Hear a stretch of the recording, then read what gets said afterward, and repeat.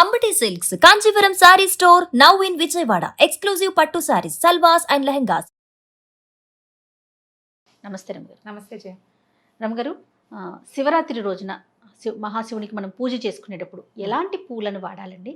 అలానే ప్రసాదం కూడా ఆ రోజు నివేదన ఎలా చేయాలి? పరమేశ్వరుడికి నివేదన అంటే ఇప్పుడు పాయసాలు ఉండి అవండి ఇవ్వండి పెట్టం. మనం శివరాత్రి రోజు పెట్టుకోము, ఉపవాసం ఉంటాం కదా, కానీ పెట్టచ్చు. పెట్టచ్చు. చెప్తాను దాని మీద. చాలా మంది పెద్దవాళ్ళు చెప్పే మాటలే చేయ ఇవి. ఏమో మన సొంత మాటలు కాదు. మామూలుగా మనం శివరాత్రి అంటే ఏం చేస్తాం? అభిషేకం చేసుకుంటాం ఇంట్లో. అభిషేకం చేసేటప్పుడు మామూలుగా జలాభిషేకం, నీళ్లు, మారేడు దళాలు కదా, భస్మము, వీటితోటి అభిషేకం చేస్తారు.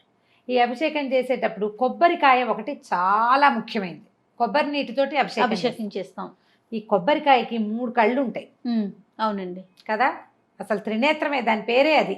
ఆ 3 కళ్ళు ఉన్న కొబ్బరికాయ అంటే పరమేశ్వరుడికి అత్యంత ప్రీతి అని చెప్తారు. కొబ్బరి నీళ్లు శివప్రీత్యర్థమే. శివుడికి దానంతట ఇష్టమైన కాయ ఇంకొకటి లేదని చెప్తారు పెద్దవాళ్ళు. మనం కొబ్బరికాయ కొట్టి టెంకాయ నీళ్ళతోటి అభిషేకం చేస్తాం కదా, మామూలుగా అందరి దేవుళ్ళకి చేసుకుంటాం. శివాభిషేకం అత్యద్భుతమైన ఫలితాన్ని ఇస్తుంది కొబ్బరి నీళ్ళతో చేస్తే. అయితే ఇక్కడ ఇంకొక సందేహం అండి, మరి అభిషేకం చేయాలంటే లింగ రూపంలో ఉండాలి కదా? అవును. మరి లింగ రూపంలో ఇంట్లో ఉంచుకోవచ్చా రమగారు? శివలింగాలు ఉంచుకోవచ్చు. శివలింగాలకి మనకి లింగ పురాణము, శివ పురాణము వాట్లలో ఎవరైనా శివలింగాన్ని ఉంచుకోవచ్చని, దానికి జాతి వైషమ్యం లేదని, జాతి గురించి ఆలోచించక్కర్లేదని చెప్పబడుతుంది. అయితే శివలింగాలని బోళ్ళనున్నాయి. శివలింగాల్లో మట్టితో చేసి పెట్టుకుంటారు, దారువుతో చేసే శివలింగాలు ఉంటాయి, చెక్కవి. అవునవును. తర్వాత ఏమో స్ఫటికలింగాలు, బంగారు లింగం పెట్టుకోగలిగే మహానుభావులు, అదృష్టవంతులు కొంతమంది ఉంటారు. రసలింగం, పాదరసలింగాలు. అక్కడి నుంచి నర్మదా నదిలో బాణలింగాలు అంటారు. నర్మదా నదిలో దొరుకుతాయట. ఇట్లా కోలగా ఉంటుంది అనమాట, పానువట్టం ఉండదు. ఆ రాయే ఇట్లా లింగ రూపం ఇట్లా గుండ్రంగా ఉంటుంది. అవి తెచ్చి పానువట్టం చేయించి అందులో పెట్టుకుంటారు. శివలింగం ఆనుచానంగా మన ఇళ్లలోనే ఉందనుకోండి, మన ఇంట్లోనే ఉంది, మనం తాత ముత్తాతలు ఎవరో నుంచి వస్తుంది, ఆనుచానంగా వచ్చే శివలింగానికి అభిషేకం ఎట్లా చేయాలి, వాళ్ళ పద్ధతి ప్రకారం వాళ్ళు చేసుకుంటారు. కొత్తగా శివలింగం తెచ్చి పెట్టుకోవాలనుకునే వాళ్ళు పెట్టుకుంటారు. ఇప్పుడు ఏంటంటే ఎక్కడికో వెళ్తాం, షిరిడీకి వెళ్ళిన శివలింగాలు అమ్మకానికి కనపడతాయి. ఎక్కువగా మనకి దేవాలయాల దగ్గర శివలింగాలు కనిపిస్తూనే ఉంటాయండి. సందేహం, ఉంచుకోవచ్చా లేదా? దానికి ఏమన్నా అంటే కొలత లెక్క ఉంటుందా రమ్మగారు? ఏదైనా బొట్టనవేలు మించి మనం పెట్టుకోకూడదు, చిన్న లింగం. అయితే శివలింగానికి జలాభిషేకం చాలా మంచిది. అనునిత్యం రోజు నీళ్లు పోయాలి, నీళ్లల్లోనే ఉంచాలంటారు. మంత్రంతో సాంగంగా ఎలా మన నమక చమకాలతో చేసుకోగలిగి చాతొచ్చిన వాళ్ళకి సరే. అలా కాదు, మాకు ఆసక్తి ఉంది, మేము చేసుకోవాలనుకున్నాం అంటే కొంత నియమం పాటించి దానికి ఎట్లా చేయాలంటే, నేను చెప్పానని అనుకోకూడదు. అది మీకు ఇంటికి పురోహితుడు ఎవరైనా రెగ్యులర్గా అలవాటు ఉండి ఒకటి, లేదా మీరు ఒక దేవాలయానికి వెళ్తూ ఉంటారు, ఆ దేవాలయంలో ఉన్న వాళ్ళని అడిగి మీ ఇంట్లో పెద్దవాళ్ళ అనుమతితోటి తెచ్చిపెట్టుకోవచ్చు. ఈ 3 మాత్రం జ్ఞాపకం పెట్టుకోండి. రమగారు చెప్పడం కాదు, మొదట మన పెద్దవాళ్ళు నీకు అట్లా చేసుకోవాలని ఉందంటే నీకు ఇంత నియమం ఉండాలి. ఓ రోజు చేసి ఓ రోజు మానేసి చేయకూడదు. నిత్యము నువ్వు ఆ నియమం పాటిస్తూ చేసుకోగలిగితే చేసుకోవచ్చు. ఇప్పుడు అలా కాకుండా మనం ఏం చేయొచ్చు అంటే, నేను ఇంకో మెథడ్ చెప్తున్నా. రేపు శివరాత్రి ఉంది, మనకి ఇంట్లో పురోహితుడు ఎవరో ఉంటారు. మన ఇంట్లో పెళ్ళిళ్ళకి ఏదైనా సత్యనారాయణ వ్రతం చేసుకుంటే కేదారేశ్వర వ్రతము, తర్వాత ఏమో మామూలు పూజలు అప్పుడు పిలుచుకుంటాం అనుకో, ఆయన్ని అయ్యా మా ఇంట్లో అభిషేకం చేసుకోదలుచుకున్నామండి అంటే ఆయనే తన దగ్గర ఉన్న శివలింగం పట్టుకొచ్చి మన ఇంట్లో అభిషేకం చేస్తారు. ఆయన శివలింగం ఆయన పట్టుకెళ్తారు, మన ఇంట్లోనే ఉండక్కర్లేదుగా, అంతే తెప్పించుకోవచ్చు. ఒక పద్ధతి. ఇంకోటి మృణ్మయ లింగంతో, మట్టి లింగాలకి మృత్లింగం అంటాం.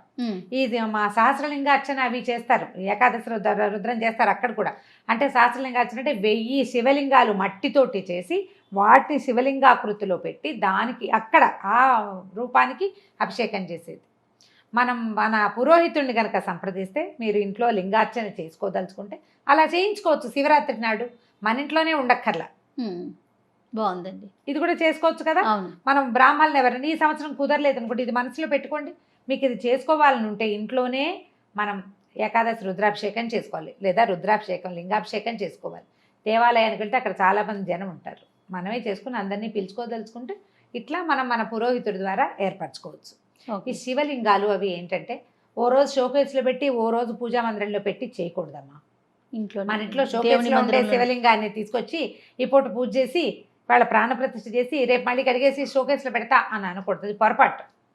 మీరు అట్లా ప్రాణప్రతిష్ఠ చేసి పూజించదలుచుకుంటే నిత్య పూజలో ఉంచుకోవాలి దాన్ని, దానికి తగ్గ నియమం పాటించాలి. ఆ నియమాన్ని మీ పురోహితుడు కానీ మీ ఇంట్లో పెద్దవాళ్ళు కానీ నిర్ధారించాలి. ఒప్పుకుంటే పెట్టుకోవచ్చు, ఇలా చేసుకోవచ్చు. ఇప్పుడు ఈ మనం కొబ్బరికాయల గురించి మాట్లాడుతాం.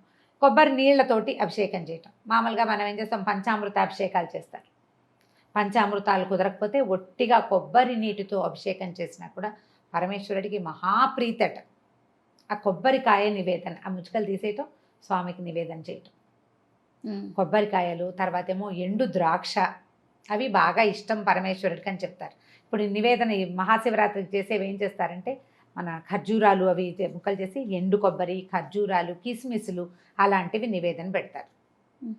పాయసము, పెరుగన్నము కూడా పెట్టచ్చు. అది నివేదన చేశాం కాబట్టి ప్రసాదంగా స్వీకరించవచ్చు.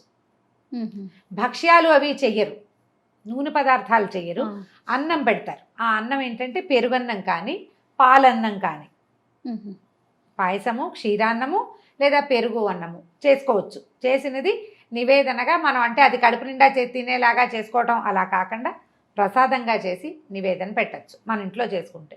కొబ్బరికాయలు ఎలాగో పెడతాం, అరటిపళ్ళు, పళ్ళు, ఫ్రూట్స్ ఏవైనా పెట్టచ్చు. అక్కడి నుంచి పువ్వులు, ఏ పువ్వులతో పూజ. అయితే ఈ మామూలుగా శివారాధనలోనే శివుడి యొక్క శాపానికి గురైన కేతకి పుష్పాలు పనికిరావు. ఏవి? మొగలి పువ్వులు పనికిరావు పూజకి. తర్వాత సంపెంగలు కూడా పనికిరావు, అది నిషేధం ఉందట. సంపంగి, కేతకి ఈ రెండిటికి నిషేధించాడు శివుడు అని చెప్తారు. మిగిలిన అన్ని పువ్వుల పూజ, గడ్డి పువ్వుల పూజ కూడా శివుడికి ఇష్టం. తుమ్మి పువ్వులు ఊరికే రాలి పడుతూ ఉంటాయి, ముళ్ళ చెట్టు, తుమ్మి చెట్టు అంటే అవి కూడా పనికొస్తాయి. గన్నేరు పువ్వులు, పచ్చగన్నేరులు దొరుకుతాయి. మన దాన్ని ఏమంటారు, పచ్చగన్నేరు. మామూలుగా ఆ గన్నేరు పువ్వులని కాయలని విషంలాగా వాడతారు. ఆ పువ్వులు కూడా శివాలయాల్లో గన్నేరు చెట్లే కనపడతాయి, పచ్చగన్నేరు కనిపిస్తుంది. ఆ పువ్వులు కూడా ఆయనకి ఇష్టమే. పున్నాగ పువ్వులు కూడా శివార్చనకి పనికొస్తాయి. అసలు శివుడికి పనికిరాని పువ్వే లేదు. ఇవి రెండు తప్ప, ఈ రెండు తప్ప. ఓహో, ఇలా ఈ పువ్వులతోటైనా పూజ చేసుకోవచ్చు. అయితే ఇప్పుడు ఈ విషయం చెప్తున్నానా, ఇక్కడ ఇంకొక మంచి విషయం చెప్పాలని ఉంది నాకు. ఏంటమ్మ గారు? మొగలి పువ్వుల పూజ పనికిరాదు కదా. అవును, మొగలి పువ్వులతోటే శివుడికి పూజ చేసేటువంటి ఒక అద్భుతమైన దేవాలయం ఉంది, పరమ పురాతనమైనది, హైదరాబాద్కి దగ్గరలో. ఎక్కడ రమ్మగారు? మెదక్కి దగ్గర. అది సంగారెడ్డి జిల్లా అంటారు, జరాసంగం దాని పేరు. జా కాదు, ఝా, రెండోది, రెండో ఝా, జరాసంగం దాని పేరు. కేతకీ సంగమేశ్వర స్వామి దేవాలయం అది. అక్కడ ఒక కేతకీ వనం ఉంది, మొగలి తోటలు ఉన్నాయట ఆ ప్రాంతంలో. అక్కడ ఒక కుండ ఉందట. ఎప్పుడో కృతయుగంలో ఒక రాజుగారు ఆ ప్రాంతంలో ఉండే రాజుకే, మరి ఆ దగ్గర కాదు, ఇక్కడెక్కడో ఉండేవాడు హైదరాబాద్ చుట్టుపక్కల్లో. ఆయనకు ఒక చర్మ వ్యాధి ఉండేదట, చాలా బాధపడేవాడు. అయితే ఒకసారి ఆయన అడవికి వెళ్ళాడు, వేటకి వెళ్ళి చీకటి పడిపోయింది. ఆయన ఇంటికి రాలేక దాహం వేస్తోందని నీళ్ళ కోసం వెతికి వెతికి వెతికి వెతికి ఈ మొగలి తోటల దగ్గర ఉన్నటువంటి నీళ్లు తాగాడు. తాగిన తర్వాత అప్పుడు బాగా అలసిపోయాడు. ఆ నీళ్ళని మొహం మీద, ఒంటి మీద పోసుకున్నాడు. చల్లగా ఉంటాయి, నీరు తగిలితే హాయిగా ఉంటుందా. తర్వాత ఆయనకు తెలిసింది తనకు ఒళ్ళు దురదలు అవి లేకుండా పోయాయి అని. దేనివల్ల పోయాయి అంటే ఆ నీటి వల్లే తనకి పోయింది చర్మవ్యాధి అని తెలిసిపోయింది పూర్తిగా ఆయనకి చర్మవ్యాధి.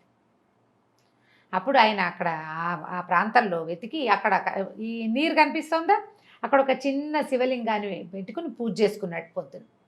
ఆ రాత్రి ఆయనకి కల వచ్చిందట, పరమేశ్వరుడు ఈ ప్రాంతంలో నన్ను ప్రతిష్ఠ చెయ్యి నువ్వు అని.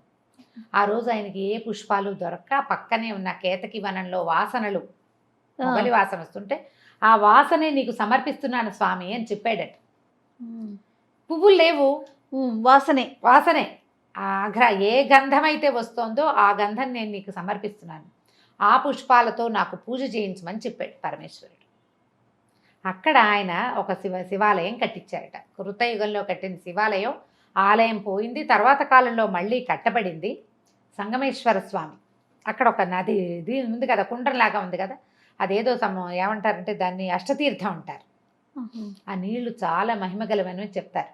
అక్కడ ఒక చోట నుంచి దానికి నీళ్ళు వస్తాయట, ఆ నీళ్లు కాశీ నుంచి వస్తున్నాయని ప్రతీతి. ఇక్కడ తపస్సు చేసుకోవడానికి వచ్చినటువంటి స్వామీజీ ఒక ఆయన కాశీ వెళ్ళి తన దండాన్ని అక్కడ పాడేసుకున్నారట. ఆ దండం ఆ నీళ్ల ద్వారా ఈ కుండంలో తేలిందట. ఓ, అద్భుతం కదండి. అద్భుతమైన విషయం, అదే చెప్తారు. చాలా మంచిది, చాలా బాగుంటుంది. చిన్న దేవాలయమే కానీ అత్యంత పురాతనమైనది. ఎక్కడా ప్రపంచంలో లేని మొగలి పువ్వుల పూజ ఇక్కడ ఇక్కడ పరమేశ్వరుడికి జరుగుతుంది. ఇప్పుడు కూడా అనునిత్యం ఉన్నది. అలాగే జరుగుతుందండి. ఉన్నది, ఇప్పటికీ ఉంది. ఆహాహా. ఇప్పుడు మనం ఆ కుండం అని చెప్పుకుంటున్నామా, ఆ కుండంలో భిక్ష, మధ్యాహ్న భిక్ష అని వేస్తారు, అన్నం పెడతారు. ప్రవాహమేమో అట్నుంచి వస్తుంది, వీళ్ళు వేసిన అన్నం ఇట్నుంచి వెళ్ళిపోతుంది.